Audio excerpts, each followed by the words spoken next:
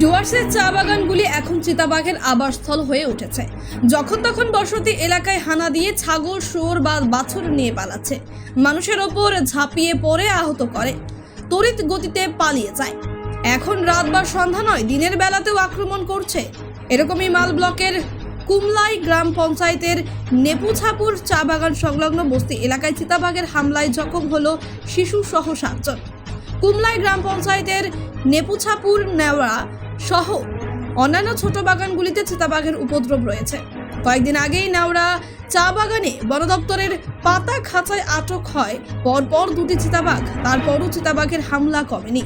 এদিনের ঘটনার প্রত্যক্ষদর্শী মমতা রায় হাসপাতালে জানান, চা বাগানে বাঘ এসেছে শুনে আতঙ্ক সৃষ্টি হয়, মানুষের ভিড় জমে, বাচ্চারাও ভিড় দেখে দাঁড়িয়েছিল। আচমকায় চিতাবাঘ আয়ান রায়কে আক্রমণ করে। তখন তার দাদু গৌরাঙ্গ রায় তাকে বাঁচাতে ছুটে যায়। তারপর চিতাবাঘ গৌরাঙ্গ রায়ের ওপর হামলা চালায়। মানুষের চিৎকার ও দৌড়ে আসায় চিতাবাঘ আরও কয়েকজনকে হামলা করে পালিয়ে যায়। হাসপাতাল সূত্রে জানা গিয়েছে, জখমদের মধ্যে দাদু, নাতি ছাড়াও আরও 5 রয়েছে।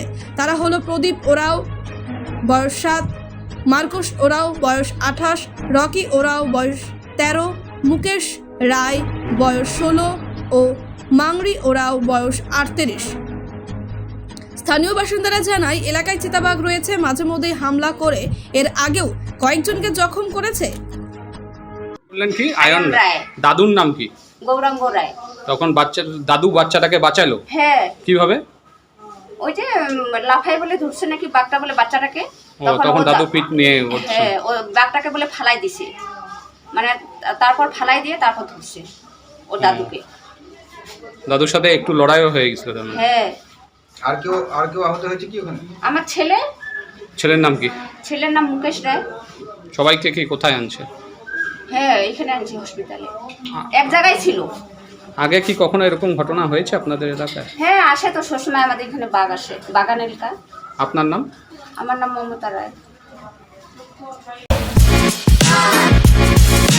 Want luxurious interiors at affordable prices? Get your dream home interiors at Swerve Sport Group. Book your free site visit today.